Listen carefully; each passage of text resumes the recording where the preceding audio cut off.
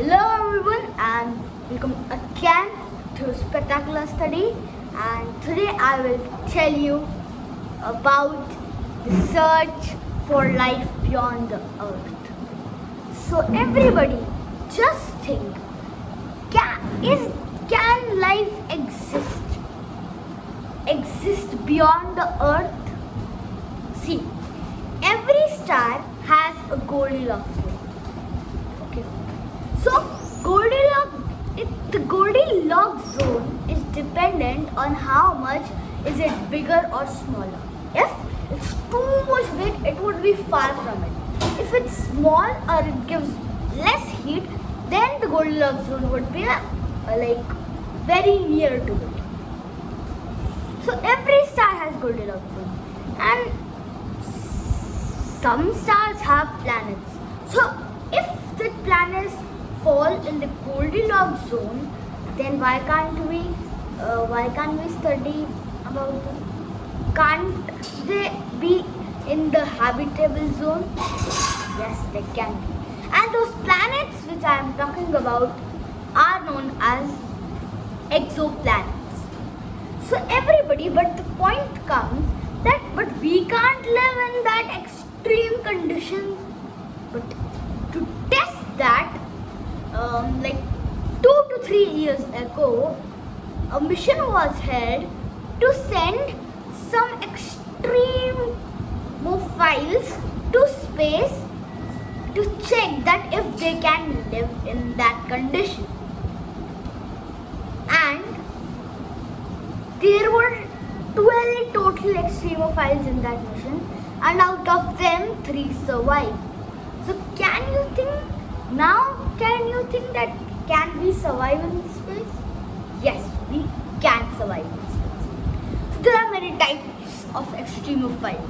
They can live in very acidic condition or in very high pressure, very low, less pressure, also in much more radiation, in very hot surfaces, in very cold surfaces, and much more. One of them extremophiles is tardigrade. It is this much small and lives in water. It is very cute. You can search pictures on the web for it. Also, it can live in a very high pressure, low temperature, low pressure, more radiation, like in a vacuum too. It can live in a very harsh conditions. And do you know that tardigrade was only sent to space in that mission? 9 of them died, but 3 of them survived. So tardigrade can live in space. Now we can survive. We found out that we can survive. Now it's time to find out that in our solar system, where should we look for life? In which planet we should look for life? So, as per the Goldilocks zone, we know that Earth falls in the Goldilocks zone. But there should be one more planet which should fall in the Goldilocks zone to look into it for life. So everybody, the Goldilocks zone of our solar system from the sun is 0.9 AU to 1.5 AU. Between these two measures, all the planets which fall between these two measures are in the right condition. Earth is 1 AU. 1 AU means 15 million kilometers. And from 0.9 AU to 1.5 AU, it's a Goldilocks zone. And Earth is on 1 AU, meaning that in Earth, it falls in the habitable zone, Goldilocks zone. But now comes the point. Which more planets should come? Which planet should come in the Goldilocks zone? So everybody, just think. Can Venus come? Venus? See, it's 0.9 AU to 1.5 AU. But Venus is 0.5 AU from the sun. So it doesn't fall on the Goldilocks zone. Also, it's a very hot planet and it has a very thin atmosphere. So obviously it can't be. Mercury also can't be, as that's like it's on 0.1 AU. So obviously it can't be because it's from 0.9 to 1.5 AU. Now, as you know that we can only live in a terrestrial planet.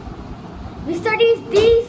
There are 4 total terrestrial planets and we have done the 3.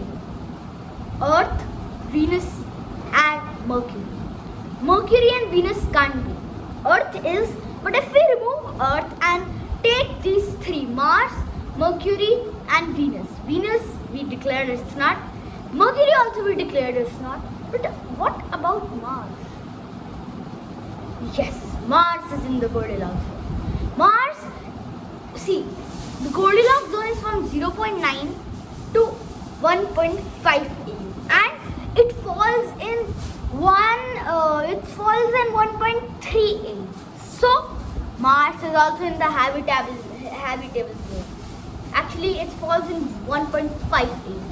It's at the edge of the Goldilocks zone, but still it falls in the Goldilocks. So everybody, that's now you know that first we have to go to Mars to search for life, and Mars is the only planet where we can search for life inside our solar system. Now a question must come in your mind that why only solar system, not in all the stars, as it will take a lot of time to travel from our Earth to that planet. Also, why Mars is because it's near to Earth and it falls in the habitable zone. That's why Mars. And like all the exoplanets, we can't travel. It would take billions of light years to travel till there. So that's what the point says. Mars is the only planet where we should look for life. If we don't find life on it, then I think that we are alone in the universe. Thank you.